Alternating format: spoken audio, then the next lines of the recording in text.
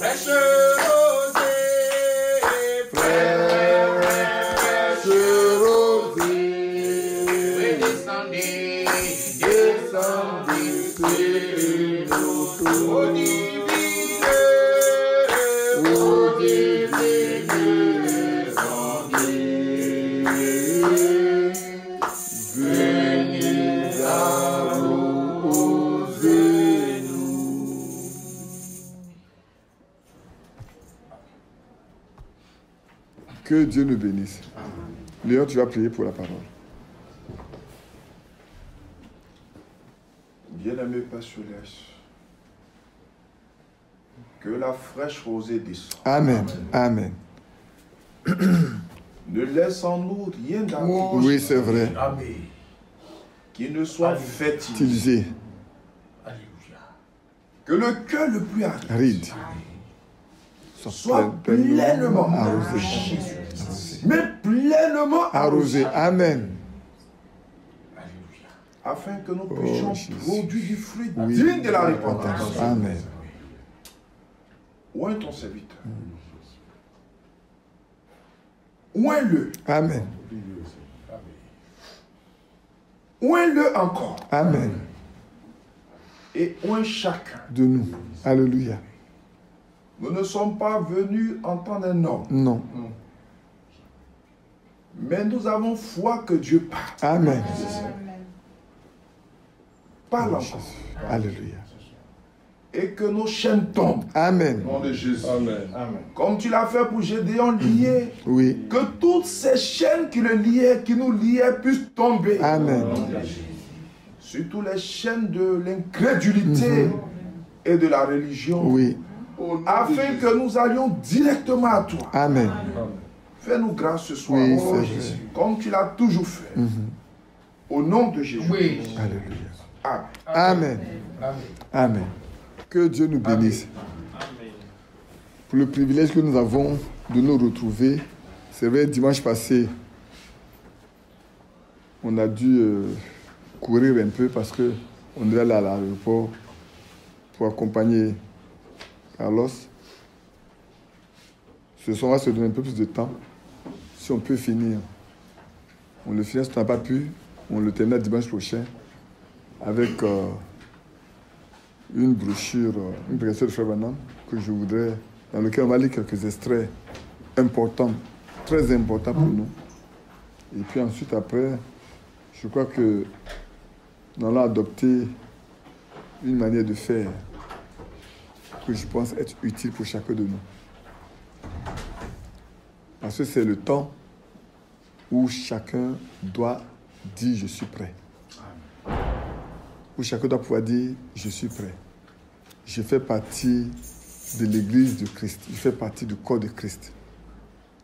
Et c'est important. Longtemps, Frère Franck a prêché la préparation, la préparation, la préparation. Mais il faut qu'un jour, tout change et qu'on remarque que quand tu t'es préparé, à un moment donné, tu dois pouvoir dire que je suis prêt. Pour celui qui vient d'arriver maintenant, peut-être il peut encore dire qu'il va se préparer. Mais Dieu peut précipiter, Dieu peut raccourcir la durée de la préparation. C'est ce que nous sommes en train de lire actuellement. Comment Dieu a raccourci la préparation pour un groupe de personnes.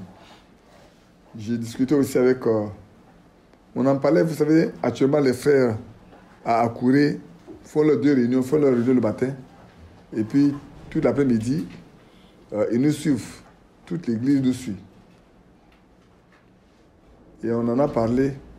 Et quand le frère Yapi a écouté, il y a un verset biblique qui lui est venu. Il m'en a parlé, j'ai lu et j'ai compris également beaucoup de choses. On va le lire seulement et c'est tellement merveilleux, ça m'emboîte parfaitement. On lira la lettre secrète de Frère Franck de 2015, un paragraphe, et puis on continue de lire également cette portion d'écriture, la statue de l'homme parfait. Il y a un ensemble d'éléments qu'on va lire pour que chacun de nous sache à quel stade il est parvenu aujourd'hui. Comme on a toujours dit, c'est individuel, mais c'est aussi communautaire. C'est vrai. C'est individuel, mais c'est aussi communautaire. Quand on arrive chez Corneille, on se rend compte que c'est toute sa maison. Alors, on va lire notre acte 10, du verset 1, cette fois-ci, jusqu'au verset 5. Avant de sauter le verset, tous les autres, passer au verset 34, 85 et puis le verset 44. Et puis on va poursuivre. On était arrivé sur la piété, sur la crainte de Dieu, non, je crois, sur la crainte de Dieu. On va continuer. Et puis terminer ces éléments. Et puis nous poser quelques questions avant d'évoluer. Il y avait à Césarée un homme nommé Corneille, centenier de la cohorte dite italienne. Cet homme était pieux et craignait Dieu avec toute sa maison. Il faisait beaucoup d'aumônes au peuple et priait Dieu continuellement. Vers la 9e heure du jour, il vit clairement dans une vision un ange de Dieu qui entra chez lui et qui lui dit « Corneille ». Les regards fixés sur lui et saisi d'effroi, il répondit « Quel Seigneur ?» Et il lui dit « Tes prières et tes aumônes sont montées devant Dieu. Il s'en est souvenu. Envoie maintenant des hommes à Joppé et fait venir Simon, surnommé Pierre. Il est logé chez un certain Simon, corroyeur, dans la maison, dont la maison est près de la mer. Amen.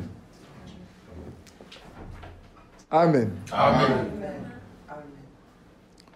C'est tellement merveilleux. On a vu déjà les deux premiers éléments, la piété, et j'ai lu avec vous ce que Frère Branham a dit, mais j'ai poursuivi après, et j'ai pensé il est bon qu'on lise tout ce qui a été dit sur la piété, avant de passer au deuxième, qui est la crainte, et puis ensuite, le troisième, qui est la prière continuelle, et voir quels sont les éléments qui sont dedans. Dans la piété, comme j'ai dit la fois dernière, rapidement on avait lu, il dit très bien, ajouter sixièmement la piété. Oh là là, c'est la piété. Certes, la piété doit être ajoutée. Que signifie la piété? J'ai regardé dans 4 ou 5 dictionnaires et je n'ai même pas pu trouver ce que cela signifiait. Finalement, j'étais chez le frère Chefroui, là-bas, et nous avons trouvé dans un dictionnaire que piété signifie être comme Dieu. Oh là, après avoir obtenu la foi, la vertu, la connaissance, la tempérance, la patience, alors soyez comme Dieu. Vous dites, je ne puis pas faire cela, frère Branham. Oh, si vous le pouvez, que je vous le dise, je vous lise quelques passages des Écritures à ce propos. Matthieu 5, 48. Nous allons prendre celui-ci et voir ce qu'il y en est. Voir si vous n'êtes pas censé être comme Dieu. On comprend nous tous? Parce que là, la piété a été définie, être comme Dieu. Et Frère Branham veut nous montrer que nous pouvons être comme Dieu.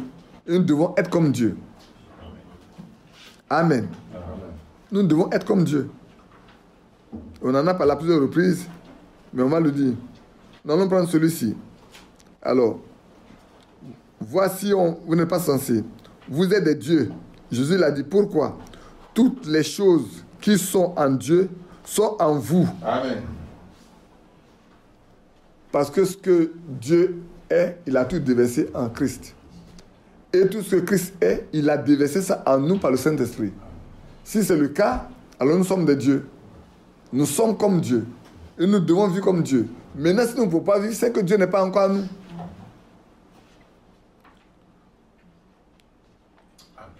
Et c'est important. Toutes les choses qui sont en Dieu sont en vous. Matthieu 5, 48.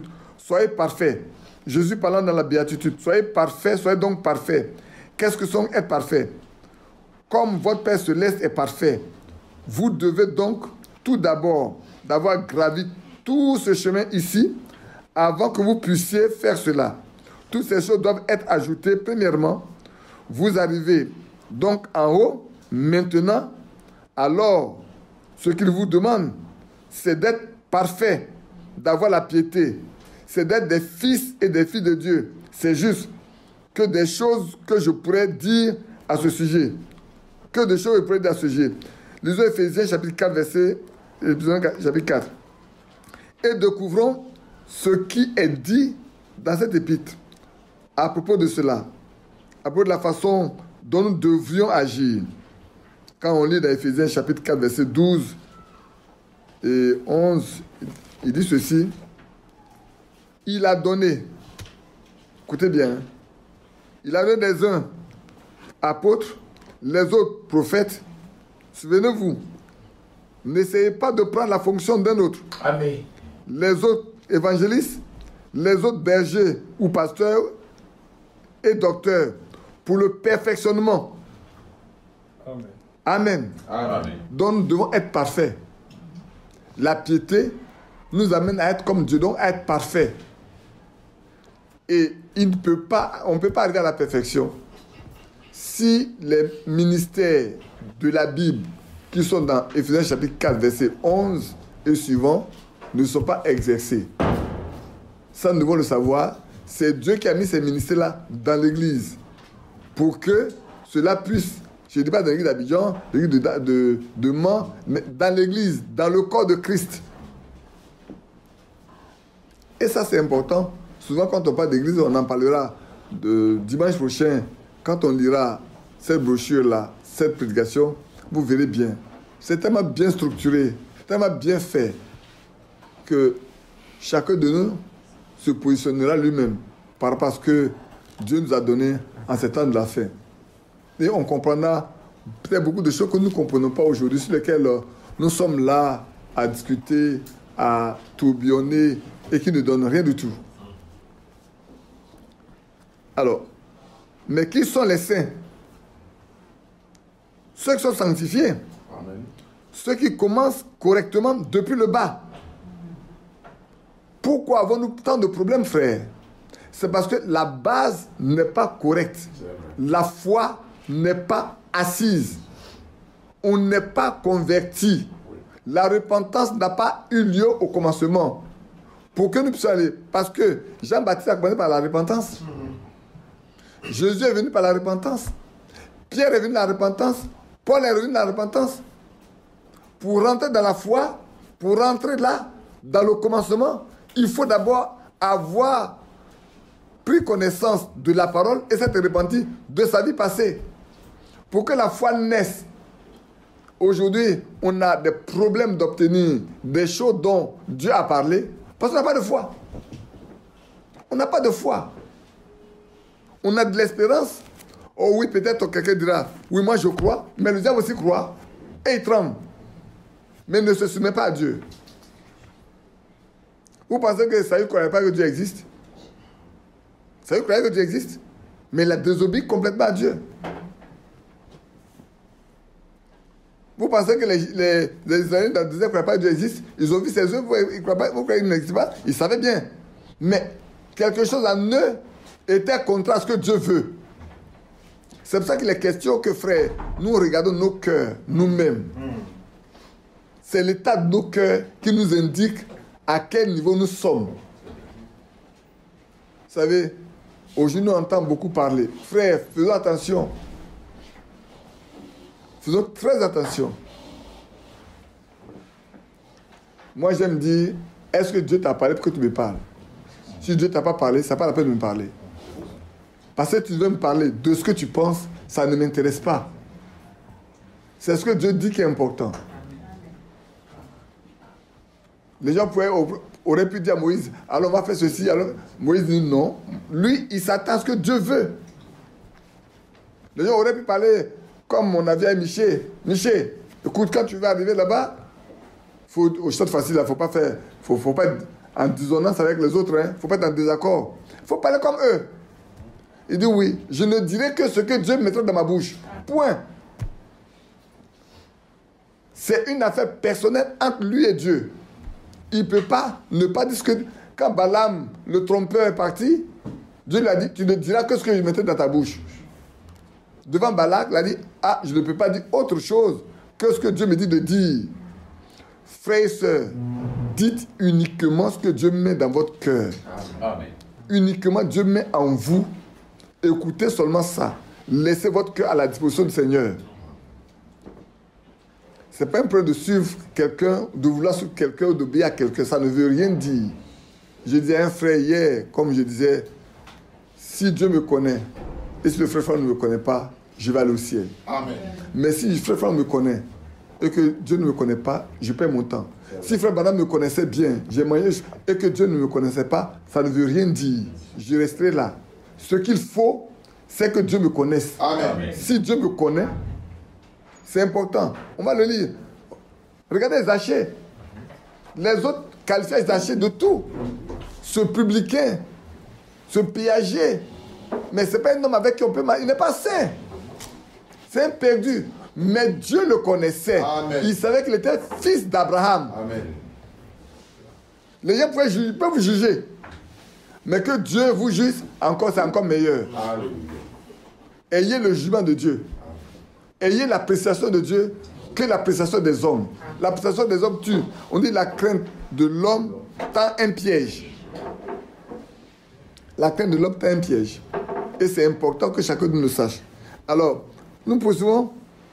Ceux qui sont sanctifiés, ceux qui commencent correctement depuis le bas, pour le perfectionnement des saints en vue de l'œuvre du ministère, le ministère de Jésus-Christ et de l'édification du corps de Christ, pour l'édification, la construction, l'instruction, jusqu'à ce que nous soyons tous parvenus à l'unité de la foi et à la connaissance du Fils de Dieu, jusqu'à la certitude. Un enfant de Dieu doit arriver à être certain qu'il marche avec Dieu. Amen. Ce n'est pas un homme qui lui dit tu marches avec Dieu. Lui-même doit avoir la certitude qu'il marche avec Dieu. Amen. Et ça, c'est important. C'est le temps où chacun de nous doit être certain du Dieu qu'il sert. Il a toujours dit, est-ce que nous connaissons le Dieu que nous prétendons servir? Ou nous devons pouvoir dire un jour, oui, je le connais. Il m'a parlé, je lui ai parlé. Et c'est vrai. Le perfectionnement. Prenez la piété. Vous devez ajouter à la foi la piété. Être comme Jésus. C'est ça la piété. Amen. Amen. Ils étaient pieux, ne regardant qu'à une seule chose. Je fais toujours ce qui est agréable au Père. Bien-aimés frères, ici, si nous sommes pieux, nous ne pouvons que faire ce qui est agréable au Père. Et comme c'est écrit dans le psaume 111, verset 10, on va le lire, parce que c'est important. Si, dans les éléments concernant, dans les caractéristiques concernant Corneille, Dieu a décliné cela. Premièrement, il était quoi? Il était pieux. La piété. Et regardez bien, frère. C'était un homme de gentil. Mais Dieu au ciel savait qu'il était pieux. Et nous également. Au ciel, Dieu promet ses regards sur la terre pour voir qui le craint aujourd'hui, pour marcher avec lui. Nous qui sommes là, nous qui sommes là, Dieu connaît la pensée qui est dans le cœur de chacun de nous, le besoin qui nous anime, ce que nous recherchons. Pourquoi nous sommes ici? Pourquoi? Et le fruit doit être la glorification du Seigneur. Amen. C'est important. Je lis avec vous le psaume 111, je lis le verset 10 simplement, et puis on va continuer. Le verset 10. Là, on part dans la crainte de Dieu. On a fini la piété, on va dans la crainte de Dieu. Parce que quand vous lisez dans ce qu'il dit, il dit, cet homme était pieux et craignait Dieu. Dimanche passé, on avait commencé à parler de la crainte de Dieu. On a dit que la crainte de Dieu, c'est une confiance respectueuse qui implique la haine du mal. La haine du mal. Haïr le mal. Caïn n'a pas haï le mal. Il a tué son propre frère Abel. Le manque de haine pour le mal peut amener la jalousie, peut entraîner l'orgueil et peut amener le meurtre. Même si tu ne tues pas physiquement, par ta langue, tu peux tuer. C'est vrai. Parce qu'on a lu dans Jérémie. La fois dernière, on a lu dans Jérémie 8. Et dans Jérémie 18, Jérémie 9 et Jérémie 18. Oui, c'est ça. On a lu. Tuons-les avec notre langue. Oui, 18. On tend des arcs avec nos langues. On tue des frères, on tue les sœurs. On salit leur réputation. Et on pense qu'on fait bien devant Dieu. Malheureusement, on pense qu'on est agréable à Dieu. On ne sait pas qu'on est en désaccord complet avec Dieu quand on fait ça. À peine je sortirai d'ici et puis que je commence à parler de Jean-Marie ou de n'importe qui. Oh, je crois que je pense être pieux, être un vrai croyant en parlant mal d'un frère, d'une sœur. Vous savez, je vais vous dire une chose, frères et sœurs. Je vais vous donner un conseil. Quand vous arriverez chez vous, quand vous entendrez parler mal de vous, faites ceci. Mettez-vous à genoux, dites Seigneur, ne leur impute rien. Amen. Mets tout au compte de Christ. Amen. Ne leur impute ni péché, ni iniquité. Pardonne-leur ça. Amen. Si je suis dans l'erreur, aide-moi. Amen. Mais eux, ne leur impute rien du tout. Pardonne-leur tout. Amen. Parce que ce sont mes frères. Si ce sont mes frères, un jour on se retrouvera. Si on n'est pas frères, chacun ira de ce côté. Parce que ceux qui sont de Dieu là se réuniront un jour. Amen. La prochaine fois, on parlera de l'église du Seigneur. Comment elle est constituée. Où il est créé. Qui la conduit. Qui la compose. Et on verra bien. Alors chacun de nous se déterminera. Chacun saura comment se déterminer. Moi, je l'ai lu. Je n'ai pas, il me reste encore 2. Parce que c'est 5 identifications, 5 caractéristiques. J'ai lu 3 caractéristiques, il reste 2. Mais les 3 que j'ai lus, on peut de m'asseoir pour réfléchir, pour dire à quel niveau moi-même je suis. Ah oui, il y a beaucoup de choses qu'on apprend. J'ai fait l'amitié à Thierry pour lui dire s'il peut trouver. Il va, mais s'il ne peut pas, ce que j'ai déjà formaté, je vais le lui envoyer pour comme ça. Moi, je vais imprimer, on lira et puis vous pouvez lire parce que je ne l'ai pas encore trouvé. Ah si, il existe aussi en audio. Les 5 identifications précises, les 5 identifications de la véritable église de Dieu. Il est aussi en audio. On vous l'enverra en audio pour que vous l'écoutiez et que vous le lisiez. Moi, quand je lis, j'apprends mieux que quand j'écoute. Oui. Quand je lis, j'ai le temps de relire, de lire, de m'arrêter, de voir, de mettre en connexion avec d'autres écritures, avec des écritures, avec d'autres prédications, autant les lettres séculaires que les prédications, pour voir quels sont les liens qui existent. Pour faire le point. Pour avoir une meilleure vue de l'ensemble de ce qui est dit.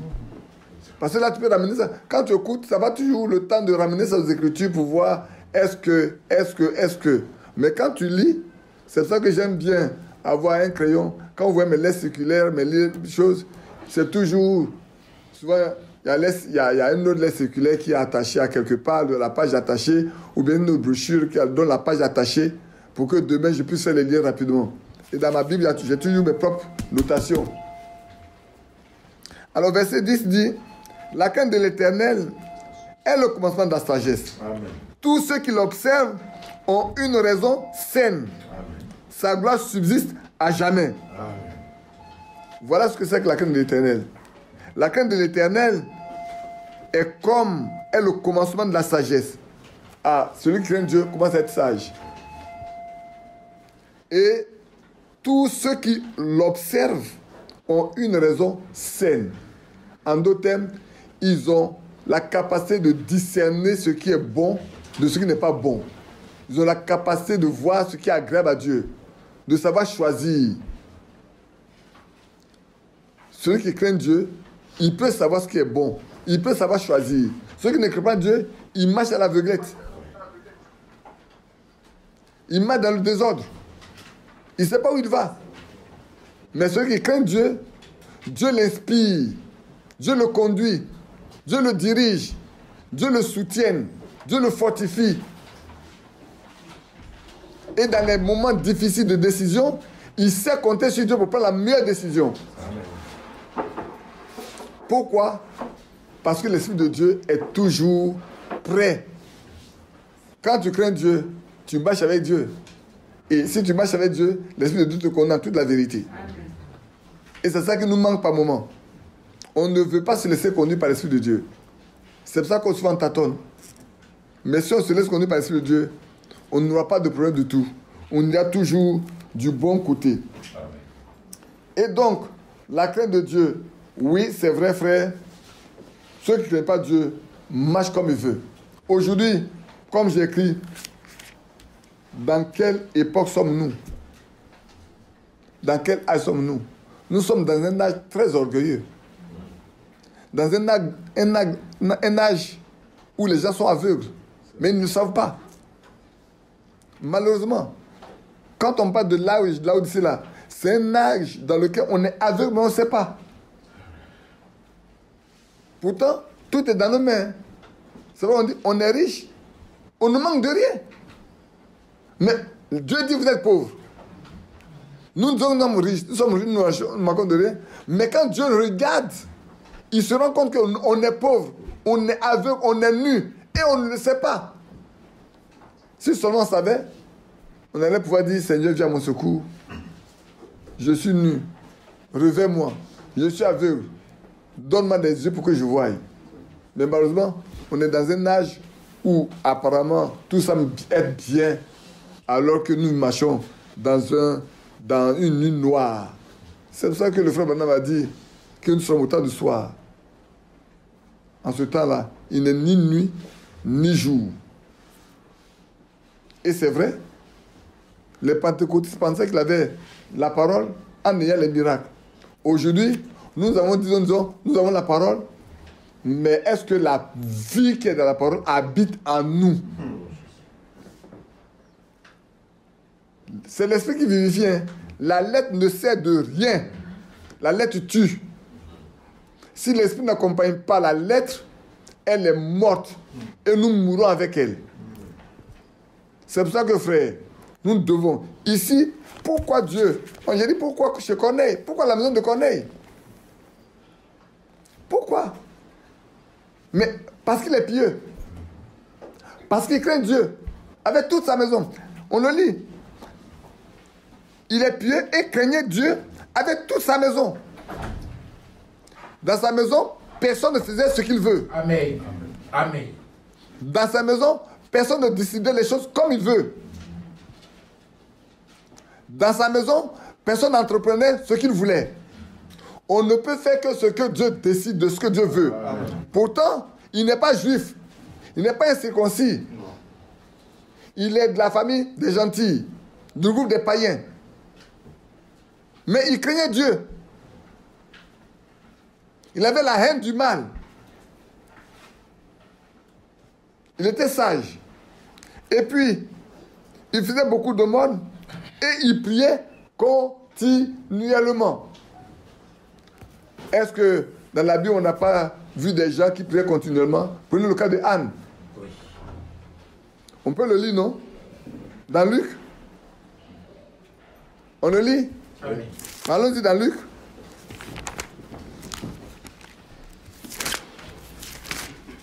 Et quand on va le lire, on va découvrir quel est le secret qui est attaché à ça.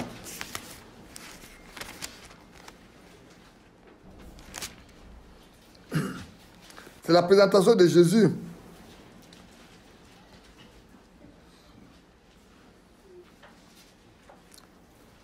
On va lire dans 6 où on parle de Anne. Il y avait aussi une prophétesse, Anne, fille de Phanuel, de la tribu d'Azer. Elle était fort avancée en âge. Elle avait vécu 7 ans avec son mari depuis sa virginité. Restée veuve et âgée de 84 ans, elle ne quittait pas le temple. Elle servait Dieu nuit et jour dans le jeûne et dans la prière. Étant arrivée, elle aussi, à cette même heure, elle louait Dieu et elle parlait de Jésus à tous ceux qui attendaient la délivrance de Jérusalem. Bien-aimés frères, entre elle et les pharisiens, et les sadduciens, et les hérodiens, et les docteurs de la loi, qui connaissaient Dieu, qui connaissaient la volonté de Dieu, mais c'est elle. C'est elle. Elle avait mis Dieu au devant de toute sa vie. Elle est fort avancée en âge. 84 ans. 84 ans. Mais elle continuait de servir Dieu dans le jeûne, dans la prière, dans le temple. Elle servait Dieu. Elle ne servait pas. Regardez bien. On n'a pas dit qu'elle était avec les pharisiens. On n'a pas dit qu'elle était avec les sadduciens. On n'a pas dit qu'elle était avec les hérodiens ou les docteurs de la loi. Mais elle servait Dieu dans le temple, dans le jeûne, dans la prière. Elle priait Dieu continuellement, elle jubilait continuellement, de sorte que l'Esprit de Dieu ne peut pas manquer de lui révéler ce qui doit arriver. Quelqu'un a dit, quand nous lisons la Bible, c'est Dieu qui nous parle. Mais quand nous prions, c'est nous qui parlons au Seigneur. Et la fois dernière, je vous ai dit, le jeûne est l'ami de la foi. Amen. Le jeûne est un compagnon de la foi. Et c'est pour ça que le Seigneur a dit, certains esprits ne peuvent sortir que par le jeûne et par la prière. Si on refuse de jeûner, c'est qu'on veut habiter avec ces démons qui ne partent que par le jeûne et par la prière. Parce que le jeûne seul ne suffit, la prière seule ne suffit pas, ou le jeûne seul ne suffit pas. Il faut associer les deux. Et c'est ce que beaucoup de religieux ont compris. Et voilà Anne.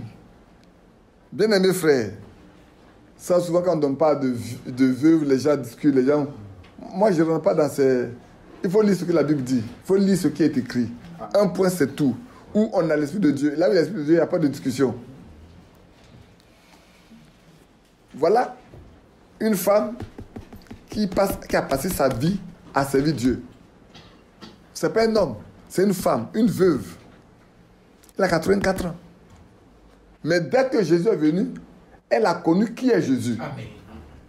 Elle n'a pas eu besoin qu'on lui explique qui est Jésus. Comme Simeon. On n'a pas eu besoin que le sacrificateur vienne lui expliquer qui est Jésus. On n'a pas eu besoin que le docteur de la loi vienne dire, voilà l'agneau de Dieu. Non. L'Esprit de Dieu lui a dit, voici le salut. Amen. Au point, elle pouvait dire, maintenant mes yeux ont vu ton salut, laisse-moi aller me reposer. C'est tellement beau de voir qu'un homme demande à Dieu de le laisser aller se reposer. Parce qu'il sait qu'il n'a plus rien à voir sur la terre. La mort met un gain, a dit Paul. C'est vrai, non? C'est vrai que souvent, quand ça arrive, nous pleurons beaucoup. Mais pour ceux qui ont marché avec Dieu, partir, c'est un gain. C'est la suppression de la souffrance. C'est l'éloignement des difficultés, de la maladie, de tout. Mais les vivants subissent la séparation. Ainsi donc, continuons simplement. On peut lire beaucoup de passages dans ce qui concerne la prière aussi. Hein. Vous le savez bien. Je vais vous donner les passages pour les lisiez tranquillement. Je vois à la maison. Dans Matthieu 6, 14, 15, on peut lire. Si vous voulez, on va le lire. Matthieu 6, 14, 15. On va le lire ensemble. On a encore beaucoup de temps. On n'a que 46 minutes, donc on peut lire les versets bibliques qui sont là pour qu'on puisse aller de l'avant. Matthieu 6, 14, 15. Et puis après, on va continuer pour voir pourquoi ce que Dieu a fait, à cause de ce qu'il a rempli ces conditions-là. Alors le pourquoi, la question pourquoi va avoir son sens. Pourquoi c'est chez Corneille que Dieu envoie un ange pour lui demander d'aller chercher Pierre pour venir chez lui. Maintenant la question là, vous pouvez répondre nous tous nous pouvons répondre maintenant, non? C'est pas vrai? Voilà les conditions que remplissait cette maison. Cette maison remplissait 4 conditions. Il y a une que j'ai laissée simplement de côté, le monde, qui est la libéralité. Il faisait beaucoup de libéralité. Oui. Le monde, c'est la libéralité. C'est faire beaucoup de libéralité. c'est volontairement, il laisse tomber. Mais c'est la libéralité. Aujourd'hui, fais la libéralité. Aujourd'hui, quand tu fais la libéralité, on dit tu achètes quelqu'un. Au point où on n'est plus capable d'aider même un frère. Tu aides un frère, tu aides une soeur, on dit tu veux la prendre de ton côté. Comme s'il y a des côtés à prendre. Que Dieu vienne au secours. Amen. Que ce soit ici, que ce soit ailleurs, partout. Dans ce message, partout, il faut être quelque part. Il faut avoir une étiquette. Mais est-ce qu'on en a besoin? On n'a pas besoin d'étiquette. On a besoin d'une seule étiquette. Amen. Avoir son ticket pour le ciel. Amen. Le plus important, c'est d'avoir ton ticket. Dis que moi, j'ai mon ticket pour l'enlèvement. Point final. C'est ce qui est important. Le reste n'a pas d'importance. Lisons ça et puis on va revenir. On va lire un peu ces mots de prière là. Et puis on va revenir pour répondre à notre question. Pourquoi c'est la maison de Corneille? On avait dit la fois dernière, pourquoi c'est David? Pourquoi c'est Noé? Pourquoi c'est Enoch? C'est vrai, mais pourquoi c'est eux? Pourquoi c'est Joseph? Pourquoi pas toi? Aujourd'hui, ramenons la question à nous. Pourquoi pas moi? Pourquoi pas ma maison? C'est la question qu'on doit se poser. Dans quel état se trouve ma maison? Mais Dieu doit pouvoir envoyer son ange aussi dans ma maison. Amen. Quelqu'un dirait, oh, Dieu a envoyé son ange pour délivrer Pierre de la prison parce que Pierre était un apôtre et le Seigneur l'avait choisi. Et Dieu a envoyé son ange à Paul quand il était dans le bateau qui était en train de couler parce que c'est un apôtre. Mais ce n'est pas toujours vrai. Pourquoi l'eunuque de la reine, ministre de la reine d'Éthiopie, pourquoi c'est lui? Pourquoi Dieu peut dépêcher Philippe pour aller le rencontrer sur l'île de Gaza? Pourquoi? Pourquoi lui? Un Éthiopien. Mais c'est un juif éthiopien, c'est un Éthiopien. Pourquoi c'est pas quelqu'un qui est à Jérusalem, qui fréquente le temple? Il est venu juste adorer en partant. Pourquoi c'est lui? Lisant Ésaïe 53, sans comprendre. Mais il trouve son plaisir à lire. Mais pourquoi c'est à lui que Dieu dépêche Philippe, spécialement pour lui? Frère, posons la question, mais pourquoi Dieu n'envoie pas son ange chez nous aussi? Aujourd'hui. Pourquoi Dieu ne nous parle pas? Parce que le Dieu parle encore aujourd'hui. J'ai dit, excusez-moi, peut-être ça s'est mal placé, mais je le dis quand même. J'ai dit à quelqu'un, quand le frère Isaac disait, c'est à Dieu que le frère Badia a parlé, c'est à Dieu que le frère Badia va parler. J'ai dit, mais est-ce que vous avez posé la question à frère Isaac une fois, qu'est-ce que Dieu lui a dit? Il dit non. Ah, vous n'avez pas posé la question, il dit non. Et ouais, c'est ça l'intelligence que nous avons. C'est ça l'intelligence. Si Dieu parle à un homme, de quoi il a parlé? Est-ce que c'est une répriation? Est-ce qu'il le reprenait? Ou est-ce qu'il donnait des instructions? Ou il avertissait pour quelque chose doit arriver? Ah, Dieu parle. Si Dieu parle encore aujourd'hui, mais pourquoi ne vous parle pas à vous? Il faut qu'il parle encore à vous aujourd'hui. Mais puis c'est le même Dieu. Il parle. Et quand il parle, ça s'accomplit. Souvent on dit, Dieu m'a parlé, Dieu m'a parlé, Dieu m'a parlé. Mais est-ce que Dieu a dit, ça ne s'accomplit pas? Est-ce que c'est Dieu qui a parlé? Mais quand Dieu parle, ça s'accomplit. Amen. Alors, on lit dans Matthieu 6. On a lu, non? On n'a pas encore lu. On est parti lire dans Luc, disons Matthieu 6, 14, 15, pour voir de quoi il est question. Si vous pardonnez aux hommes leurs offenses, votre Père céleste vous pardonnera aussi. Mais si vous ne pardonnez pas aux hommes, votre Père ne vous pardonnera pas non plus vos offenses. Lorsque vous jeûnez, ne prenez pas un air triste, comme les hypocrites, qui se rendent le visage tout défait, pour montrer aux hommes qu'ils jeûnent. Je vous le dis, en vérité, ils ont leur récompense. C'est la suite de la demande aux apôtres que le Seigneur a leur apprendre à prier.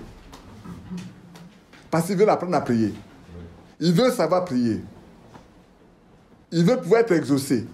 Ils ont vu le Seigneur demander au Père plusieurs choses à la fois. À chaque fois qu'il a demandé, ça s'est accordé. Eux aussi, ils veulent être capables de demander et que ça soit accordé. Mais il leur montre le secret. Si tu veux être exaucé dans ta prière, d'abord, regarde si tu n'as rien contre quelqu'un ou si quelqu'un n'a rien contre toi, que tu saches. Que tu puisses éliminer ça d'abord. Que ton cœur ne te condamne pas. Dans 1 Jean l'a dit, si ton cœur te condamne, mais Dieu est plus grand que ton cœur. N'est-ce pas vrai? Si notre cœur nous condamne, Dieu est plus grand que notre cœur.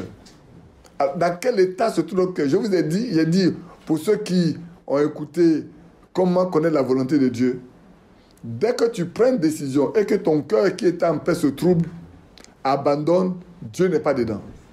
Parce qu'un véritable enfant de Dieu, il a le cœur toujours en paix. Parce qu'il marche avec Dieu. Mais dès que tu prends une décision où tu dis une chose et puis ton cœur se trouble, sache que tu es sur une mauvaise pente. Abandonne en même temps. Dieu n'est pas dedans. Malheureusement, cette alerte-là, beaucoup de chrétiens n'ont pas. Beaucoup d'hommes qui se disent chrétiens n'ont pas cette alerte. Et ils peuvent parler sans arrêt. Que Dieu ait pitié de nous. Au chapitre 5, là on a déjà lu 48, soyez parfait comme votre Père c'est parfait. Je ne le lis plus. Ésaïe 56. Oh là là, je l'ai noté 2 fois même. Je l'ai noté 2 fois. Oui. Je vais répondre à la question. Lisons Ésaïe 56. Vous allez voir combien de fois. Pourquoi est-ce que la maison de Corneille a été choisie? Et pourquoi est-ce que l'eunuque ministre de la reine d'Éthiopie aussi a eu droit à une visite particulière? Allons dans Ésaïe. Moi-même, je l'avais déjà écrit. Et le frère Yapi me l'a fait relire encore. Et ça a été tellement expressif pour moi quand je le relisais chez moi au village encore. J'ai dit, mais attends, est-ce que je n'ai pas lu ce passage-là? Et là, je me rends compte que je l'avais déjà même inscrit dans mes notes pour lire cela avec vous. C'est tellement merveilleux. Je vais lire avec le verset 1. Mais prêtez attention, hein. C'est un passage qui est assez important pour moi. Ainsi parle l'Éternel.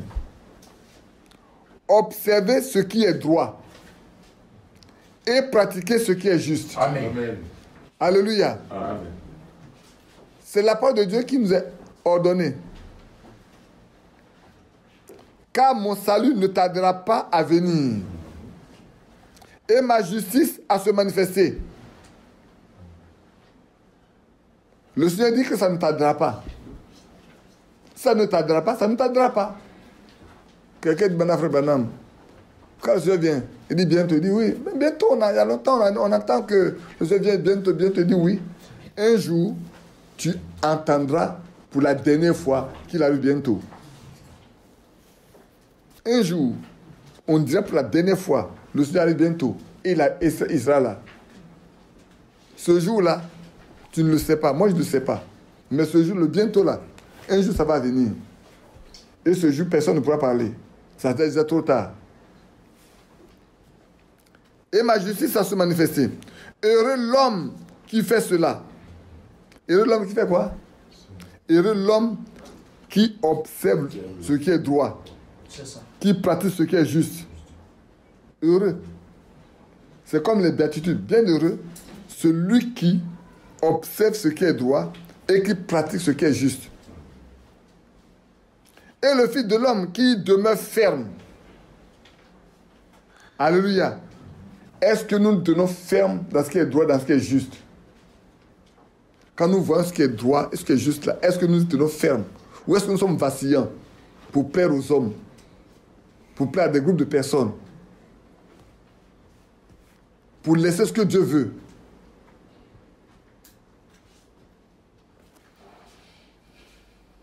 Gardant le sabbat pour ne point le profaner et veillant sur sa main pour ne commettre aucun mal.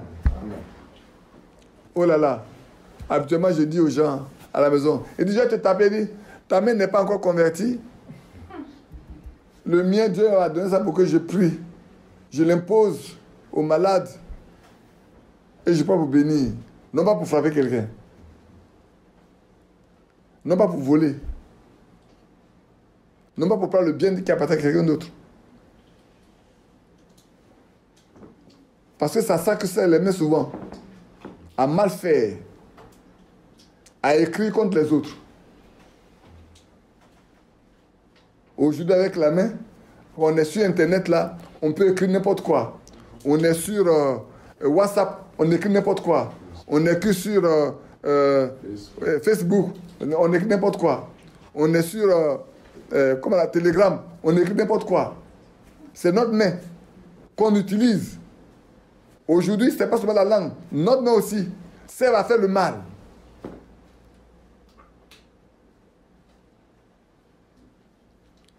Écoutez maintenant ici. Que l'étranger qui s'attache à l'Éternel ne dise pas. Qui est étranger? C'est tous ceux qui ne sont pas circoncis. Quiconque n'est pas circoncis est un étranger. Quand vous arrivez dans la maison d'Abraham, il y a des étrangers. Ils ne sont pas d'Abraham. Ils ne sont pas de sa descendance. Ce sont des étrangers. N'est-ce pas? Mais que l'étranger ne dise pas. Même il a dit que l'étranger qui est dans votre porte, s'il craint Dieu, mais vous pouvez rien faire. Il craint Dieu. Dieu le bénira. Que l'étranger qui s'attache à l'Éternel ne dise pas, l'Éternel me séparera de son peuple. Qui ne dise pas ça? Que l'eunuque ne dise pas, voici, je suis un arbre sec. Vous voyez ici, je peux inclure les deux, autant Corneille que l'eunuque, l'Éternel de la reine d'Éthiopie. C'est pas vrai? Je peux inclure les deux. Et la bénédiction qui accompagne ceci, aux eunuques qui garderont mes sabbats, qui choisiront ce qui est agréable et qui persévéreront dans mon alliance, je donnerai dans ma maison et dans mes murs une place et un nom préférable à des fils et à des filles. Je leur donnerai un nom éternel qui ne périra pas. Voilà ce que donne à l'eunuque, aux eunuques qui garderont le sabbat, qui choisiront ce qui est agréable à l'Éternel, qui persévéreront dans son alliance.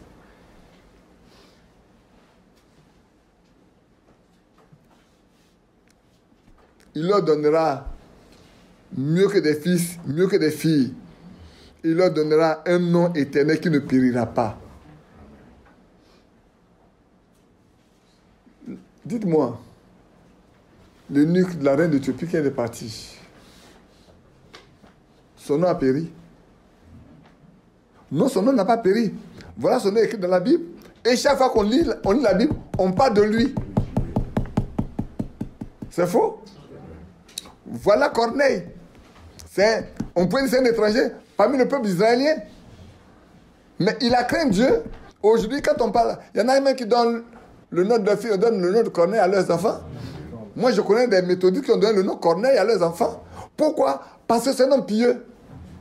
C'est un homme qui craignait Dieu, qui faisait beaucoup de libéralité et qui priait continuellement avec toute sa maison. Dans sa maison, l'enfant ne fait pas ce qu'il veut, la femme ne fait pas ce qu'il veut, l'étranger même qui est dans sa maison ne fait pas ce qu'il veut, le serviteur qui est dans la maison ne fait pas ce qu'il veut. Tout le monde est placé sous l'autorité divine. On dit divin. Tu n'as pas y faire la grosse faute en disant autorité divine. C'est une autorité divine d'ailleurs. C'est l'autorité divine. Tout le monde est placé sous l'autorité divine. Lui-même d'abord, en tant que chef. Ensuite, son épouse. Ensuite, ses enfants. Amen. Ensuite, les serviteurs dans sa maison. Amen. Toute sa maison. Amen. La Bible dit toute sa maison craignait Dieu. Comment vous pensez que Dieu ne va pas aller dans cette maison-là? Comment Dieu va-t-il trouver son plaisir dans cette maison? Comment Dieu ne va pas se souvenir de lui? Puisque déjà dans Ésaïe 56, Dieu a fait la promesse d'Ésaïe 56. C'est pour ça que j'ai voulu qu'on le lise. D'Ésaïe 56 qu'on est en train de lire, la promesse est déjà faite. Et Dieu accomplit toujours ce qu'il promet. Et les étrangers qui s'attachent à l'Éternel pour le servir, maintenant suivez bien, on n'a pas des eunuques, maintenant on vient des étrangers. Et les étrangers qui s'attachent à l'Éternel pour le servir, pour aimer le nom de l'Éternel, pour être ses serviteurs. Tous ceux qui garderont le sabbat, pour ne point le profaner, et qui persévéreront dans mon alliance, je les amènerai sur ma montagne sainte. Et je les réjouirai dans ma maison de prière. Leurs holocaustes et leurs sacrifices seront agréés sur mon autel. Car ma maison sera appelée une maison de prière pour tous les peuples. Amen. Alléluia. Amen. Ça va pour les circoncis, mais pour tous les peuples. Le Seigneur a prévu ça déjà. Amen. Le Seigneur l'Éternel parle. Lui qui rassemble les exilés d'Israël, je réunirai d'autres peuples à lui, aux siens déjà rassemblés. Je ne sais pas si on a bien compris. Je relis. Le Seigneur l'Éternel parle. Lui qui rassemble les exilés d'Israël. 2 points. Je réunirai d'autres peuples à lui. Amen. Nous sommes les autres peuples. Oui. Il va nous réunir à Israël. Aux siens déjà rassemblés. À tous Israël déjà rassemblés, il va nous réunir à eux. C'est merveilleux. Et c'est ce que le Seigneur est en train de faire ici, quand on lit dans Acte 10 et Acte 8, où on voit Philippe que Dieu dépêche à mission spéciale sur l'aide de Gaza pour un seul eunuque qui est venu adorer et qui a tenté de partir. Dieu n'a pas voulu qu'il parte comme ça.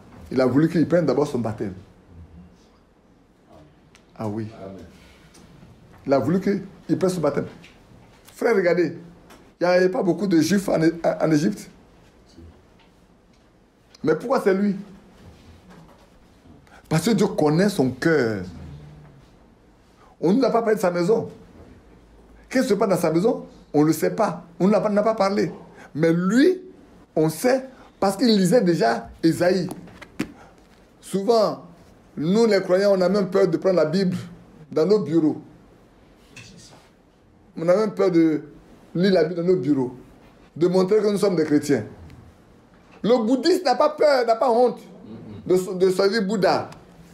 Le musulman n'a pas honte de mettre sa natte au moment où vous êtes là, de faire sa prière parce qu'il est l'heure. Vous travaillez quelqu'un dit, excuse-moi patron, j'arrive. Tout travail est terminé pour lui. Il va d'abord accomplir la loi de sa religion. D'abord, avant de venir. Mais nous, même arrêter un coup pour baisser notre tête, pour prier, pour que les gens soient compris, c'est une honte. C'est ça. Dire aux gens nous sommes des chrétiens, c'est une honte. C'est dans notre maison, dans notre montrer que nous sommes des chrétiens. Ce qui fait que ceux qui, dehors, ne nous ont pas connus comme chrétiens, quand ils arrivent dedans, ils sont surpris.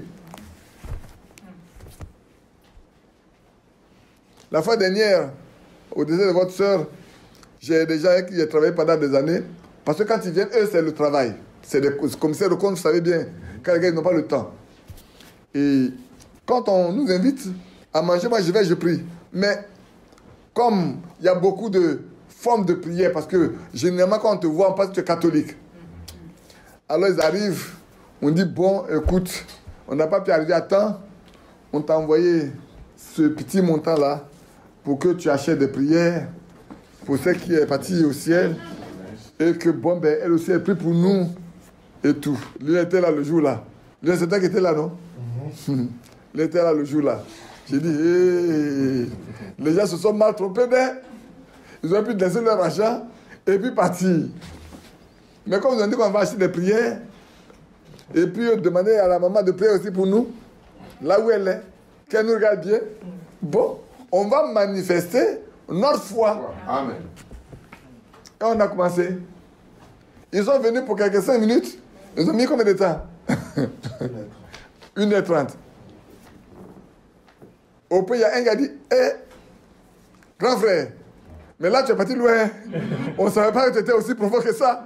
Je dis, mais quand on venait là, c'est vrai, on prie ensemble, on mange ensemble, mais ici, on veut marcher avec ce qui est écrit dans la Bible. Amen. C'est pas ce que les gens disent. Comme j'ai parlé à ma belle-sœur, Marie-Rose, que tu connais. J'ai dit, Marie-Rose dit, on prie parce qu'on pense que les gens vont partir du purgatoire. J'ai dit, tu as lu dans ta Bible là une fois.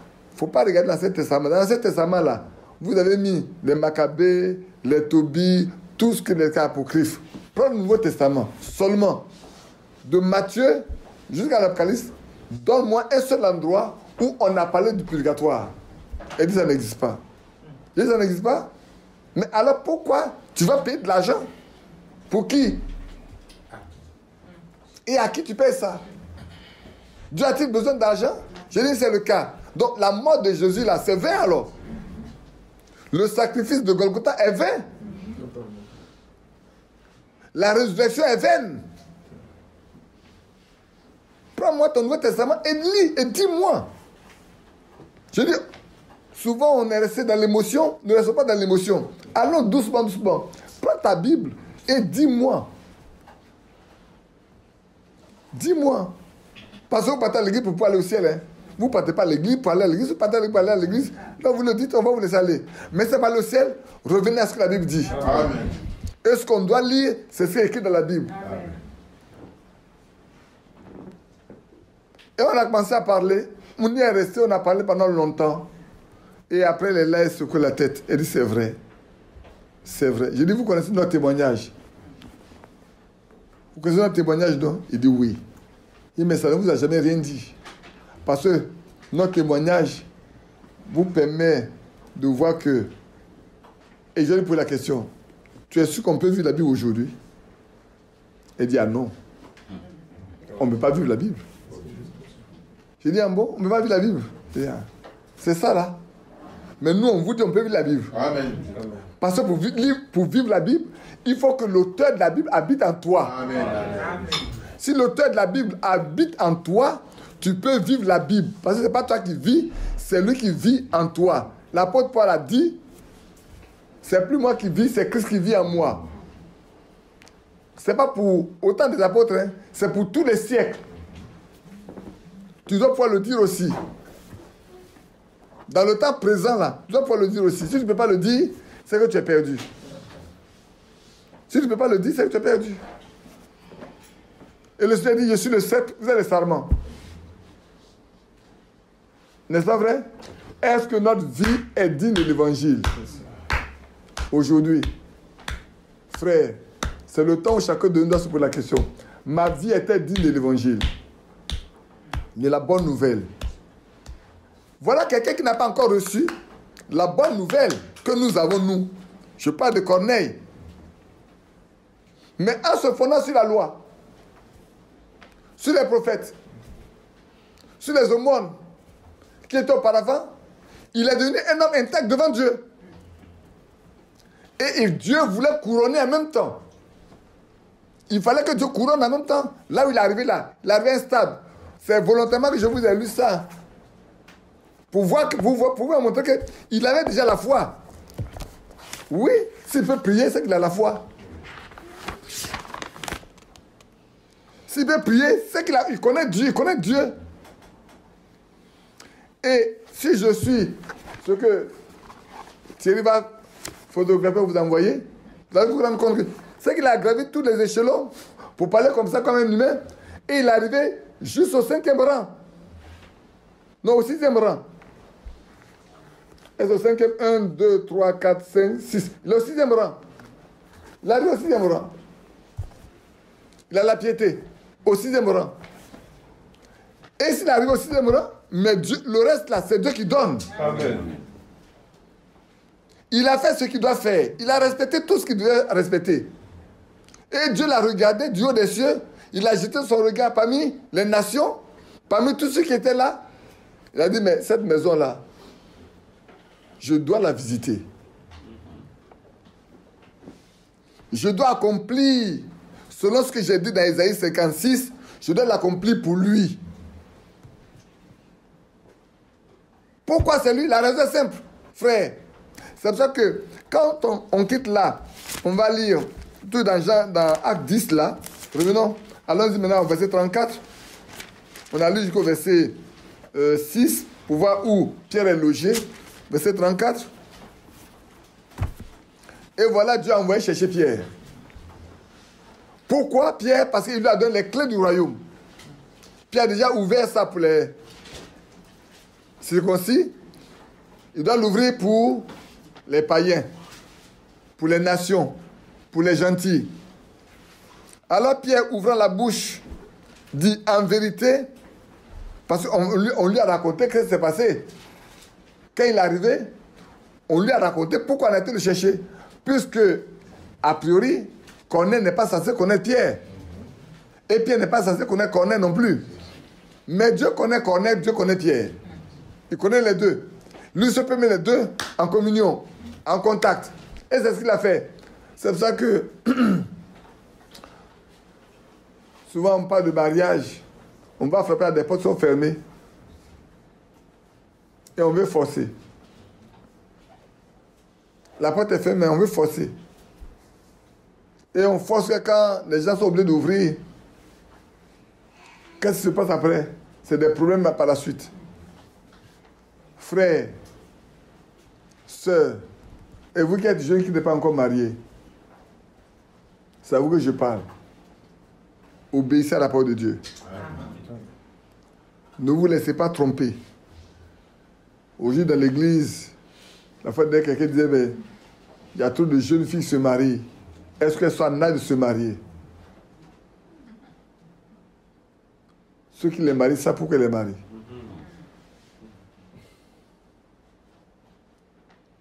Moi, je me souvenais encore quand on était à Williamsville. Après la réconciliation avec les frères, il y avait beaucoup de mariages qui étaient venus de l'autre côté. Et on a dû s'asseoir pour examiner chacun des vœux qui avaient été faits. Il y en a qu'on a cassé complètement. Parce que ça ne respectait rien du tout de la Bible. Et celui dans lequel j'ai été très combattu, c'est le mariage de Crameau. Emmanuel Crameau, d'Azopé. Sa femme était encore une mineure, vraiment mineure. Et on devait les marier. Je leur ai dit, ça ne peut pas se faire dans cette église. Comment vous voulez que l'État nous accuse de prendre des jeunes filles? Mais on est devenus des musulmans. Chez l'islam, on va prendre la fille, elle est à base, on lui donne un vieux. Mon nom, on a vécu chez les musulmans, on sait de quoi il est question. Je dis, ça ne peut pas se faire. Et là, tu prends tes bagages, tu vas chez moi à la maison. Tu y resteras jusqu'à ce que tu atteignes la maturité avant de te marier. Mais ça ne se fera pas dans l'église aussi, nous soir là. C'est ce qu'on a fait. Jusqu'à ce qu'elle ait de la maturité. Qu'elle est mature, frère, maintenant, prends tes pièces, allez faire les formalités, et puis allez faire votre mariage. On va vous accompagner. Depuis qu'ils sont mariés, il n'y a pas là dans leur maison? Non. Je veux me targuer, pour ceux qui entendront. Je suis difficile pour le mariage. C'est vrai. Mais ceux que j'ai accompagnés n'ont pas de problème. N'ont pas encore eu de problème dans leur foyer. Oui. Amen. J'ai mis ma main au feu pour certaines personnes. Dieu m'a écouté et pour ces personnes-là, tout est encore bon. Amen. Jusqu'à aujourd'hui. Ce n'est pas 1 an de mariage, ce n'est pas 2 ans de mariage, ce n'est pas 3 ans de mariage. Il y en a de 10 ans, de 15 ans, de 20 ans. Pourquoi? Parce qu'on cherchait en ce temps-là pour se marier. Moi, je connais un frère, il est aujourd'hui parti dans la gloire. Mais pour se marier, lui et moi, tous les vendredis soirs, on se retrouvait pour jeûner et prier pour le choix. Il avait une soeur qui voulait. Il m'a même donné le nom de la soeur. Moi, je connais bien les soeurs qui sont dans l'église. Lui, il ne les connaît pas, mais moi, je les connais. J'ai dit, frère, viens, on va prier. Si c'est pour toi, Dieu va nous dire c'est pour toi. Si c'est pas pour toi, Dieu va nous dire c'est pas pour toi. On a passé plus d'un mois et demi à prier. Je n'ai prié, puis un matin, il a dit, frère, je me rends compte que c'est pas ça. Ah, je me rends compte que c'est pas ça. Ok. Mais on va continuer de prier. Et puis on se retrouvait au plateau pour prier. Chez le frère Bebo Lazare qui est décédé aujourd'hui. Et puis un jour, alors qu'on a fini de prier, on se lève. Je me rends compte que il y a deux au milieu de nous qui ne sont pas mariés. Nous tous autres, on est mariés. Mais les deux autres ne sont pas mariés. Puis il a dit, mais hé, vous là, vous attendez quoi pour vous marier? Vous êtes les deux qui n'êtes pas mariés, allez, prenez-vous, mariez-vous en même temps alors. Et puis je suis parti. Mes frères, les deux sont mariés plus tard. D'accord, vous dites le nom? C'est Mégbe, Philippe et Anne. C'est Mégbe, Philippe et Anne. Si Mégbe était là, si Bebo Lazare était là, il allait vous dire que je leur ai dit, après qu'on ait fini de prier, au moment de partir, il dit, mais attends. On est que nous tous on est mariés, sauf vous deux. Philippe, Anne, qu'est-ce que vous attendez? Mais mariez-vous. Et moi, je suis parti. Plus tard, Philippe est parti faire vœu à Anne. Moi, je n'ai pas appris qu'il a fait vœu. On ne m'a même pas dit. Et Anne dit, elle ne veut pas se marier à quelqu'un qui est plus jeune qu'elle. Vous connaissez, nous, les Africains, avec nos âges tronqués par moment. Et puis, il a dû lui dire, je ne suis pas plus jeune que toi. Voilà mon âge. Mais pour aller à l'école, voilà ça. Tu peux aller vérifier. Elle a prié. Elle s'est rendue compte que c'était la volonté de Dieu. Et puis elle a accepté. C'est quand elle a accepté qu'on m'a informé. Et je vais vous dire une chose, frères et sœurs. Les choses simples là, les choses de Dieu sont toujours simples. Amen. Aujourd'hui, c'est des frères qui se lèvent pour aller demander la main des sœurs pour des enfants. Nous, on ne faisait pas comme ça. On demandait aux frères de parler à ses parents. Quand les parents sont d'accord pour aller parler aux autres parents, on accompagne les parents. C'est comme ça qu'on a fait. Badou est vivant. Le premier mariage qui a eu lieu correctement dans l'église et organisé, c'est celui de Bebo Georges et de Valérie. Valérie, c'est moi qui l'ai élevé, chez moi, à Bobo. Donc, on est parti voir l'oncle de Anne à Yopougon avec les parents de Philippe. Et son oncle travaillait à la présidence. L'oncle de Anne travaillait à la présidence. Le jour du mariage, il était prêt à donner une voiture de la présidence.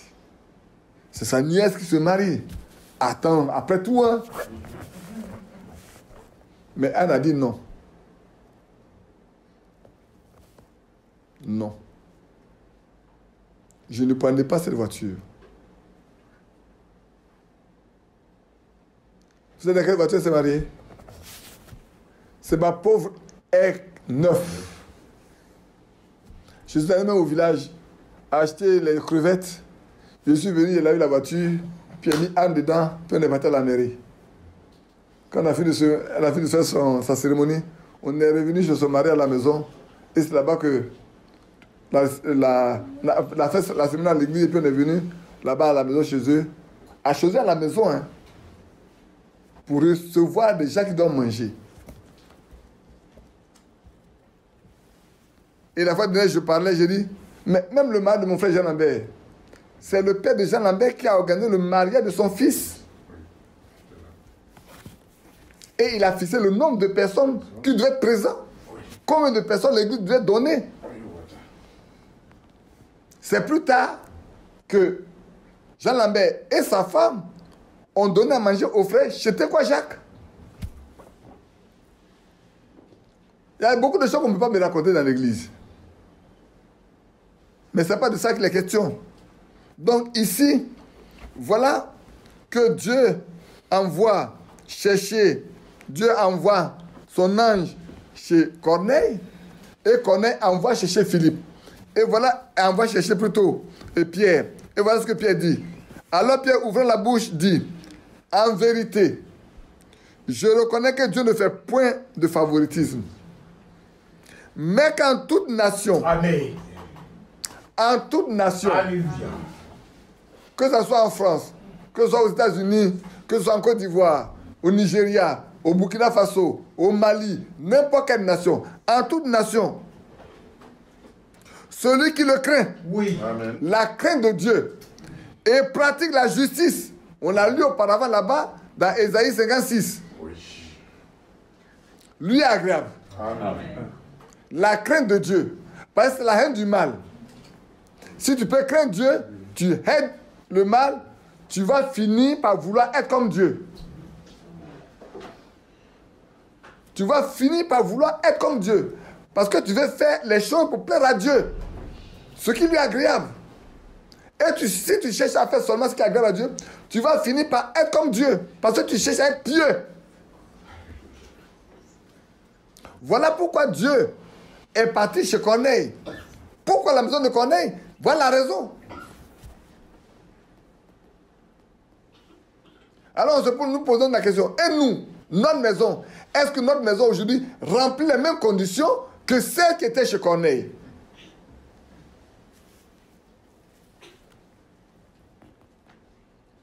Et il envoyait la parole aux fils d'Israël en leur annonçant la paix par Jésus-Christ qui est le Seigneur de tous.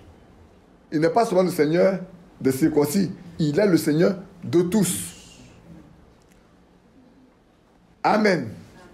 Je vais sauter un peu pour venir au verset 44. Comme Pierre prononçait encore ces mots, le Saint-Esprit descendit sur tous ceux qui écoutaient la parole. Alléluia. Amen.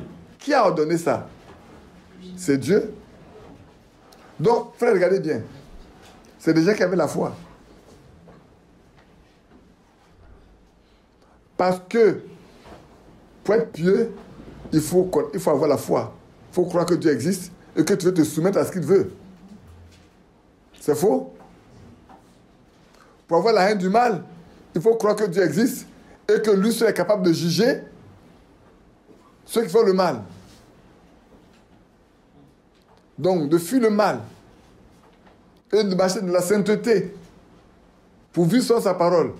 Donc, c'est quelqu'un, quoi qu'il soit de nation, qui observait ce qui était écrit dans la loi et dans les prophètes. Il n'avait pas la connaissance intellectuelle qu'avaient les docteurs de la loi, les pharisiens et les sadducéens. Cela était profondément ancré dans son cœur. Et il a aidé toute son foyer, sa famille, toute sa maison à comprendre que Dieu est au-dessus de tout. Qu'il faut le craindre. Qu'il faut marcher avec lui. Qu'il faut marcher selon la justice. Qu'il faut lui plaire. Il ne savait pas que un jour, il va recevoir le Saint-Esprit. Il ne le savait pas. Mais dès qu'il a marché, Dieu a voulu parachever sa perfection. Il doit être parfait comme Dieu est parfait. Et pour qu'il soit parfait comme Dieu est parfait, il fallait que Dieu habite en lui. Et dans toute sa maison. Parce que déjà sa maison craignait Dieu. Voilà pourquoi Dieu n'est pas parti ailleurs, il est parti chez Corneille. Mais aujourd'hui, je pose la question, pourquoi ce n'est pas dans notre maison? Ça fait combien de temps nous sommes dans le message? Oh, nous qui sommes dans le message, nous autres, peut-être, on a plus de 40 ans. 77 moins 2017, 2020, ça fait combien d'années? Hein? 43. 43 ans. Moins 5, plus 5, ça fait 48 ans. Le message a 48 ans en Côte d'Ivoire. Il y a des enfants qui n'ont pas encore 40 ans, qui sont des responsables et qui sont respectés. Nous, le Messie 48 ans, on ne le respecte pas. On ne respecte pas le message. On ne connaît même pas le message. On est ballotté à tous les vents qui arrivent. 48 ans. Il n'y a pas un homme qui a une colonne vertébrale pour dire « Je tiens l'épée » pour conduire le peuple dans la droiture, dans la justice de Dieu. Que Dieu ait pitié de nous. Amen. Dans 2 ans, le Messie aura 50 ans. 50 ans. 50 ans. Dans 2 ans, en 2022, on aura 50 ans. Le Messie aura 50 ans en Côte d'Ivoire. Dites-moi, parmi ceux qui viennent nous rendre visite, il y a combien qui ont une foi de 50 ans? Il y a combien une foi de 30 ans ou de 40 ans? Il y a combien? Vous qui m'écoutez là, écoutez-moi bien. Si vous recevez, écoutez, je pose la question. Vous qui voulez venir en Côte d'Ivoire pour prêcher là, vous avez une foi de combien d'années? Vous allez me dire, il n'y a pas d'années. Mais moi, je vous lis une chose. Dans Acte 1. Parce que vous aimez toujours discuter des choses qu'on ne peut pas discuter. Et j'aime bien ça, moi. J'aime bien ça. Je lis une chose dans Actes, chapitre 1. Je crois que c'est dans le chapitre 1. Avant que on en arrive au baptême. Écoutez bien ce que Pierre va dire.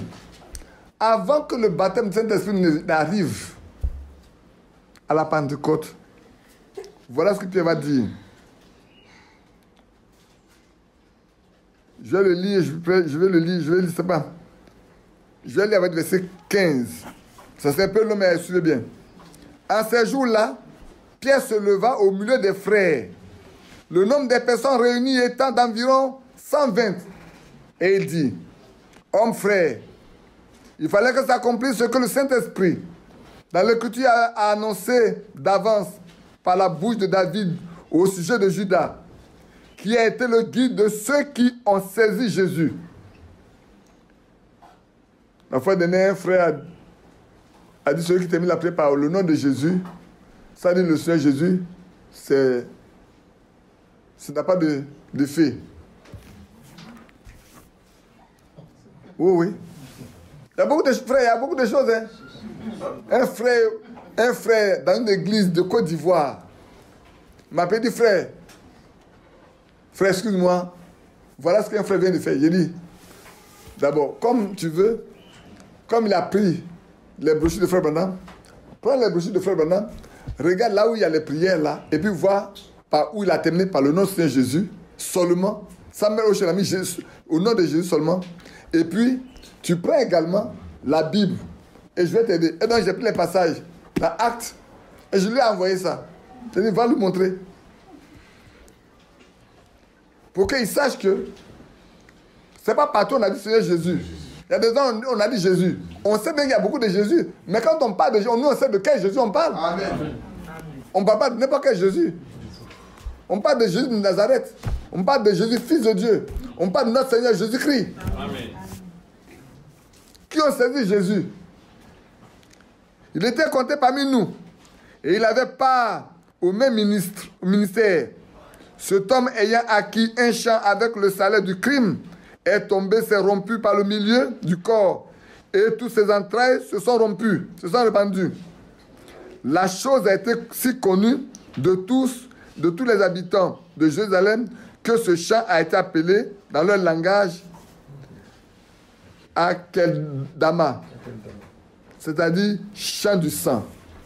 Or, il est écrit dans le livre des psaumes que sa demeure devienne déserte et que personne ne l'habite et qu'un autre prenne sa charge. Maintenant, vous allez regarder ce que Pierre va faire. C'est là où c'est intéressant. Malheureusement, souvent, on ne respecte pas certaines choses dans la Bible. Il faut donc que, on suit bien? Il faut donc que, parmi ceux qui nous ont accompagnés tout le temps que le Seigneur Jésus a vécu avec nous. Depuis le baptême de Jean jusqu'au jour où il a été enlevé du milieu de nous, qu'il y en ait un C'est ça. qui nous soit associé Amen. comme témoin de sa résurrection. Amen. Amen. On ne trouve pas ça en Côte d'Ivoire aujourd'hui. Et un enfant qui est né hier, qui ne connaît même pas l'histoire, qui ne sait même pas ce que les gens ont souffert, comment le message a été de sorte que ça soit répandu dans le pays, qui ne sait pas sur quelle route les gens ont dormi, qu'ils ont couru comme risque. Peut se lever aujourd'hui et dire, on a celui-là, on veut qu'il tombe. On a monté notre coup depuis 2004. Comme ça, il va tomber. On fait des coups d'État. On prépare des coups d'État dans l'église. Comme si Dieu ne voit pas. Et on est fiers de le dire. Hein? On est fiers d'en parler. Depuis Daouk, on a préparé. Oh, église du Dieu vivant. Mais Adou Yalamé, lève-toi. Abraham Clément, lève-toi. Esaïe, il faut te lever. Isaac, levez-vous. Pour dire depuis ce temps-là, quels sont ceux qu'on peut associer à l'ouvrage. Amen. En Côte d'Ivoire, quels sont ceux qu'on peut associer à l'ouvrage. Levez-vous. Nous, on vous a rejoint en 77, 78. Mais on a fait toutes les réunions à Kanyanzé. On a vu tous les problèmes de l'église de Côte d'Ivoire. On a vu tous ceux qui sont rentrés en Côte d'Ivoire. Et qui ont fait beaucoup de problèmes en Côte d'Ivoire. On en a vu. C'est pour cela qu'on est un peu souvent difficile et dur. On dit qu'on n'aime pas les étrangers. Pas parce qu'on n'aime pas les étrangers. On a vu les Diprosimo qui sont venus ici. On a vu le fils de frère Baranowski qui est venu ici. On a vu les frères qui sont venus ici. On a vu les Kokou Khan qui sont venus ici. Ils n'ont rien apporté de bon. Quand Badi Banga est venu ici, j'ai dit aux frères, attention, c'est du Pentecôte. Ils m'ont dit, moi je suis un espion. C'est comme ça qu'on m'a appelé.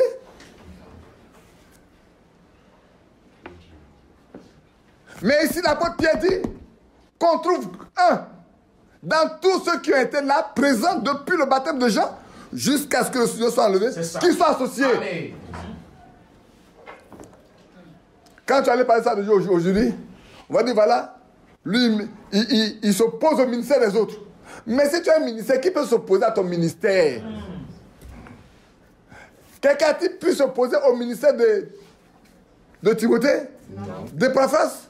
De Jean-Baptiste? De choses. Qui encore? De Paul? Non. De Barnabas? Mais attends, on va lire dans Romains 16. Tous ceux qui ont travaillé Paul là. Romains 16.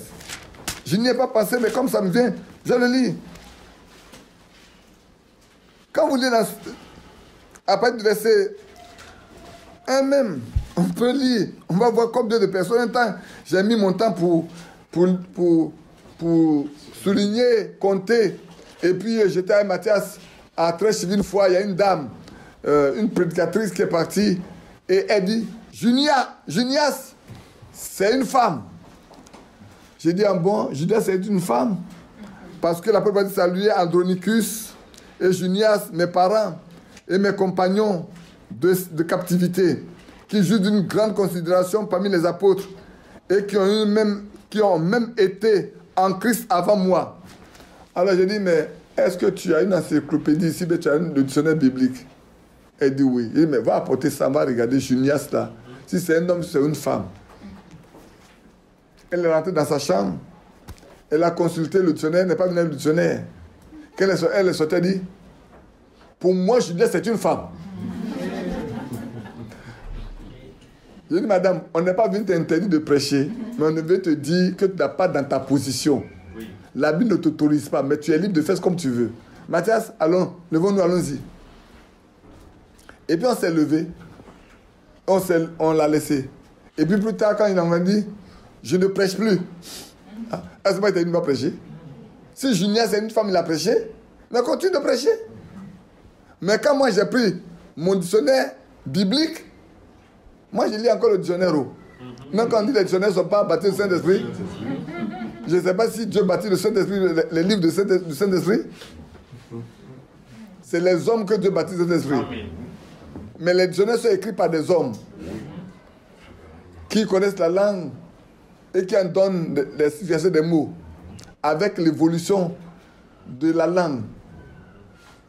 Souvent, quand tu vas chercher un mot, quand tu passes depuis sa généalogie, tu vas te rendre compte. Les mots de leur généalogie, hein, tu vois leur évolution en fonction de l'évolution de la langue. Mais il n'est pas encore bien un dictionnaire qui va être baptisé du Saint-Esprit pour qu'il soit influencé. Frère Banam m'a consulté plusieurs fois. C'est ça, oui. On en a lu. Oui. Bref. Donc, frère, voilà. Aujourd'hui, là, on vient associer des gens au ministère dans l'église. Mais qui était au commencement? À qui on peut demander comment c'est né pour arriver là? Et qui marche correctement.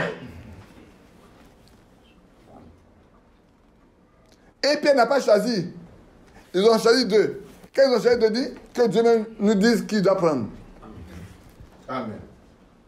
Si aujourd'hui on dit de tirer au sort, on va dire non, ça c'est mondain. Si aujourd'hui là, on disait de tirer au sort, c'est mondain.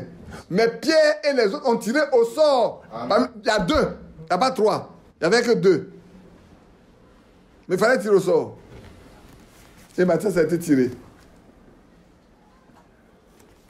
Frère, que Dieu nous aide. Amen. Maintenant, je continue comme j'ai dit. Dans Actes, on va lire, on était au 44, c'est ça, non? Acte 10, verset 44. On va lire un peu, puis je vais lire la lettre séculaire, quelque chose qui me paraît assez important pour nous. Vous qui allez écouter, c'est pas parce que on dit frère Badi, frère Franck, il lit la lettre séculaire. Hein. C'est parce qu'il y a quelque chose d'important dedans que je lis. Parce que vous trouvez toutes des explications aux choses qui n'existent pas. Quand Pierre prononçait encore ces mots, le Saint-Esprit descendit sur eux, tous ceux qui écoutaient la parole. Tous les fidèles circoncis qui étaient venus avec Pierre furent étonnés de ce que le don du Saint-Esprit était aussi répandu sur les païens. Mais ils ont oublié que Dieu a déjà fait la promesse dans Ésaïe 56. Que si un étranger est au milieu là et qu'il considère la parole de Dieu, mais il va lui donner un nom. On peut relire. On peut relire pour faire le point et puis revenir rapidement. On peut le relire. C'est toujours bon de relire ce qui est écrit et d'en avoir le cœur net. Quand on va arriver aux étrangers. Verset 6. Et les étrangers qui s'attacheront à l'Éternel pour le servir, comme l'a fait Corneille et toute sa maison, pour aimer le nom de l'Éternel, pour être ses serviteurs, comme l'a fait la maison de Corneille, tous ceux qui garderont le sabbat pour ne point le profaner, et qui persévéreront dans mon alliance, comme l'a fait la maison de Corneille, je les amènerai sur ma montagne sainte. Amen. Amen. Et je les réjouirai dans ma maison de prière. Est-ce que ce n'est pas une vraie réjouissance quand le Saint-Esprit descend sur quelqu'un? Il n'y a pas plus de grande réjouissance que ça. Hein? On pense qu'il est même fou, qu'il est ivre. Tu peux t'asseoir maintenant, monsieur le docteur. Hein? À la Pentecôte là, comment ça s'est passé? On a dit, mais ils étaient ivres. Il y en a qui les trouvaient comme des hommes ivres. On se moquait d'eux. C'est d'un fou qu'on se moque, non? On se moquait d'eux. Mais voilà ici, les circoncis qui ont accompagné Pierre ont vu que le Saint-Esprit a été répandu sur les païens. Car ils les entendaient, écoutez bien, car ils les entendaient parler en langue et glorifier Dieu.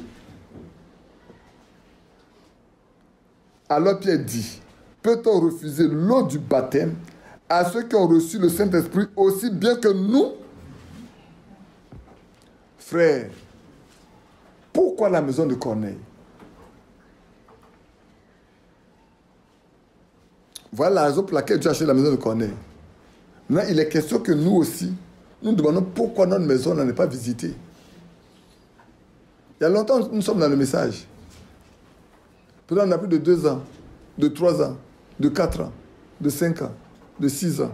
C'est pour ça que je vais lire ce qui est écrit ici. Avril 2015, page 5. Maintenant, il s'agit de la chose principale, à savoir l'union totale de l'épouse et de l'époux. Il n'est utile à aucun croyant de voir seulement les signes des temps. Mais les expériences bibliques, la justification, Romains 5, 9, la sanctification, 1 Thessaloniciens 5, 23, le baptême du Saint-Esprit, 1 Corinthiens 12, 13, doivent devenir à présent aussi réels qu'au temps des apôtres. Amen. Amen. Ces 3 éléments-là, terminés par le baptême du Saint-Esprit, doivent être aussi réels pour chacun de nous qu'au temps des apôtres. On vient de lire ce qu'on vient de lire là. C'est au temps des apôtres. Hein. C'est pas vrai? Mais maintenant, ça doit être aussi réel. Parce que le baptême du Saint-Esprit n'est pas seulement pour le temps. Ça a été pour tous les âges. Dans tous les âges, les vrais croyants ont été visités. Quand vous voyez les Anglais qui ont pris position pour baptiser au nom du Seigneur Jésus-Christ, c'est par révélation. Et la révélation ne vient que par le Saint-Esprit. Nous, on les a mis à mort parce qu'on ne les comprenait pas, mais ils ont marché avec Dieu. Amen. À la fin, l'amour parfait de Dieu. Là, quand tu vas, Thierry, quand tu vas photographier ou bien scanner, alors tout le monde verra bien. Alors, vous pourrez relire, vous prenez la nouvelle version, vous mettez cette page-là à la première page pour vous, et vous lisez la nouvelle version qui est venue, où ça n'existe pas. La statue de l'homme parfait. Vous le lirez tranquillement.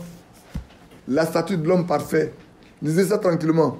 Pour ceux qui ne savent pas lire, il faut trouver le moyen de voir si ça existe. Ça doit exister dans les audios pour sortir cela, pour que tu mets ça sur le site, pas sur le site, sur la plateforme. On n'a pas de site. Mets ça sur la plateforme pour que ceux qui peuvent écouter, écoutent. Car c'est le temps, frère, pour nous d'être parfaits comme notre Père Céleste est parfait. Si Dieu a préparé toute cette nourriture pour nous, je vous ai dit la fois dernière, le jour où j'ai lu dans Deutéronome que l'homme ne vivra pas seulement de pain, mais de toute parole qui sort de la bouche de Dieu. J'ai fait la connexion directement avec le message que nous avons reçu. Parce qu'effectivement, le Seigneur a dit, Frère Branham l'a prêché, je pense que dans les brochures on lira dans ces derniers temps, vous verrez bien qu'il a dit, il aura la faim et la soif non de la nourriture ni de l'eau, mais de la parole de Dieu. Ils viennent de l'Est, de l'Ouest, du Nord et du Sud. Ils courent de partout pour chercher la véritable parole de Dieu. Aujourd'hui, beaucoup courent. Même dans les dénominations, beaucoup courent. Même au milieu de nous, on court. On court. On court. On court. Que Dieu se nous aide. Alors, je termine. À la fin, l'amour parfait de Dieu, tel qu'il a été manifesté à la croix de Golgotha, par la réconciliation, le pardon, devra se manifester également dans tous les réconciliés qui ont expérimenté le pardon. Car ce que je vous demande, c'est de vous aimer les uns les autres. Amen. Amen. Lorsque les véritables croyants seront devenus un cœur et une âme, les pluies de l'avant et de l'arrière-saison tomberont. Amen. Amen. Amen. Mais pour y arriver, il faut que nous soyons tous remplis du Saint-Esprit. Et ce que Corneille a fait, pour que Dieu se souvienne de lui, et qu'il envoie Pierre, pour que le baptême du Saint-Esprit lui soit donné de la main de Dieu. Parce qu'en écoutant seulement la parole, en écoutant seulement Pierre parler, frère, écoutez bien, c'est en écoutant seulement Pierre parler que le Saint-Esprit est descendu sur eux. À la Pentecôte, Ils persévéraient dans la prière. À la Pentecôte, là-bas dans la chambre haute, les 120 persévéraient dans la prière. Quand tout a été mis en ordre, qui conduit de persévérer dans la prière, le Saint-Esprit est descendu sur eux. Dans Acte 4, après la grande persécution de Jean et de Pierre, pour avoir guéri qu'un estropié, et qu'ils ont été, comment je peux appeler ça, persécutés, le peuple de Dieu s'est réuni à prier. Et le lieu a tremblé. Et Dieu l'a amené le Saint-Esprit. N'est-ce pas? En Samarie, il a fallu que Philippe aille prêcher. Et quand ils sont venus, Jean et Pierre sont venus, ils ont fait une position des mains. Et Dieu l'a donné le Saint-Esprit. Que Dieu nous aide. Amen. Parce que ça doit être une préoccupation pour nous aujourd'hui. Je pense que la chose la plus importante auquel chaque prédicateur doit faire attention, c'est de dire: que dois-je faire, Seigneur? Où dois-je aller avec ton peuple pour que nous aussi, là, tu nous visites comme tu as visité les autres? C'est ça qui doit être la préoccupation principale. Ce n'est pas seulement de prêcher. Prêcher là. On peut prêcher pour ne rien dire. On peut prêcher pour ne rien dire. Hein. Mais si on doit prêcher, il faut qu'on prêche par le Saint-Esprit envoyé du ciel. Amen. Comme il est écrit dans 1 Pierre, que ce soit comme annonçant les oracles de Dieu. Et personne ne peut annoncer les oracles de Dieu sans l'Esprit de Dieu. Personne. Que Dieu nous bénisse. Il y a encore beaucoup de passages qu'on peut lire, mais je pense que pour la prière, vous pouvez encore en lire beaucoup, comme l'apôtre Paul pouvait dire: je veux que les hommes prient en tout lieu, en élevant les mains pures, sans tache ni sans colère. C'est vrai. Mais aujourd'hui, est-ce qu'on peut toujours dire que nous prions sans tache ou sans colère, avec les mains pures? Si nos mains sont souillées, nous allons beau crier à Dieu, nous n'aurons pas de résultat de nos prières. Si nos cœurs sont remplis de rapines, de mensonges et de mépris des autres, n'espérons pas que nos prières seront exaucées. C'est vrai, je dis, frère, nous-mêmes prions pour nous, afin que nous soyons capables de dire: Seigneur, pardonne aux autres. Et nous-mêmes sommes capables de pardonner, que nos cœurs soient libres. D'abord, que notre cœur soit libre, à nous personnellement. Et que nous soyons compatissants. Je pense que vous allez écouter et Néhémie, comme on a lu. J'ai passé le temps à lire le matin. Vous allez écouter Néhémie. Soyons compatissants. Comme notre Seigneur a été très compatissant envers Israël dans le désert. Oh, l'un n'était pas là pour se réjouir de son passage préféré, car il les a entretenus pendant 40 ans dans le désert et il ne manquait de rien. Pendant 40 ans. Tu veux un peu parler un peu du désert? Thessalite, toi tu as fait Thessalite. Il faut parler un peu du désert à mes frères et à mes soeurs qui sont en ligne et à ceux qui écoutent maintenant. Tu veux parler un peu de Thessalite? Dis-leur ce que tu as vécu à Thessalite. Non, même pas. Je n'étais pas à Thessalite, mais exactement à Gao. À Gao. Ah. À Gao, à 200 km de Thessalite. 200 km de Thessalite. Mais il faut se déplacer au moins une centaine de kilomètres pour rencontrer une seule personne. Il n'y a, même si tu plantes, ça ne peut pas pousser. Il n'y a pas d'eau. La vie s'arrête à partir de 10 heures pour reprendre à 17 heures. Pourquoi? Il faut avoir le turban sur ta tête pour pouvoir sortir, se déplacer en deux maisons. Parce que à l'ombre, c'est-à-dire où on est assis ici, on est entre 40 et 42. 42 degrés. Donc, de chaleur. C'est pas la peine. Donc, 40 ans durant, impossible de planter, impossible d'avoir de l'eau.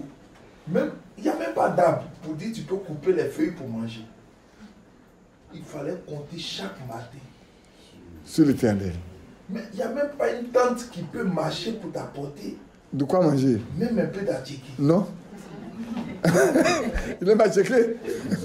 Non, mais il faut être là pour voir effectivement que Vraiment, il fallait compter sur la grâce de Dieu chaque matin. Oui. Nous sommes partis avec des condiments, avec de l'eau. Mais après 5 jours, il fallait quitter la zone. Parce qu'il n'y a plus rien. Il n'y a plus rien. Et c'est pour cela que le matin et la nuit, il fait tellement froid. C'est pour cela que dans la Bible, moi j'ai compris maintenant pourquoi La colonne de feu. la colonne de feu la nuit pour pouvoir réchauffer le peuple. Oui. Mais le matin, on n'a pas besoin de s'essuyer. Dès que tu sors de la douche, Tu es sec. tu sais. Et même pour te dire, souvent, tu vas sous la pompe avec Ton habit. un peu mouillé ou bien tu prends une serviette, tu mets sur toi. Tranquillement, après 30 minutes, tu es complètement sec. Sec. Et là, on est à Gao. Le désert dont il est question est encore plus haut. Et plus on monte, Plus il fait plus chaud. plus il fait plus chaud. Que Dieu nous bénisse. C'est dans ce lieu-là que les gens ont passé 40 ans. Oh, Jésus. Et Dieu a pris soin d'eux chaque jour. Bon, peut-être on va lire ça pour terminer seulement ce passage de Néhémie 9 là. Je vais juste le lire simplement. Juste ce verset. Je lis le verset 20, le verset 21 simplement. Tu leur donnas ton bon esprit pour les rendre sages. Tu ne refusas point la manne à leur bouche et tu leur fournis de l'eau pour leur soif. Pendant 40 ans, tu pourvus à leur entretien dans le désert. Ils ne manquaient de rien. Leurs vêtements ne s'usaient point et leurs pieds ne s'enflèrent point. Amen. Amen. Voilà. Quand je dis que nous sommes beaucoup, souvent des mendiants spirituels. Dans la maison de Dieu, on est des mendiants alors qu'on a le Dieu qui pourvoit tout. C'est malheureux. Maintenant, ce n'est pas une preuve que Dieu veut qu'on passe. Soyons tranquilles. Amen. Il apportait la solution. Amen. Mais sinon, notre Dieu est capable de tout donner. De tout faire pour nous. S'il a fait ça pour son peuple, la seule chose qu'il faut savoir faire, est-ce que tu es le peuple de Dieu? Fais-tu partie de ceux qui lui appartiennent? Amen. Si tu peux répondre par oui, et certainement oui, sache que ce qui est ici est aussi pour toi. Amen. Que Dieu nous bénisse. Amen. Et vous qui nous écoutez, que Dieu vous bénisse. C'est vrai, aujourd'hui, on pensait faire plus que ça, mais on a fait juste 1h40 et quelques minutes, parce qu'on a chanté 14 minutes. On a 1h55. Que Dieu soit loué. Amen. Jésus, mon sauveur, arrête. Alléluia. T'es pas à ma voix. En bénissant. En bénissant d'autres maîtres. Ne m'oubliez pas. Jésus mon sauveur. Jésus mon sauveur, arrête. Alléluia. T'es pas à ma voix.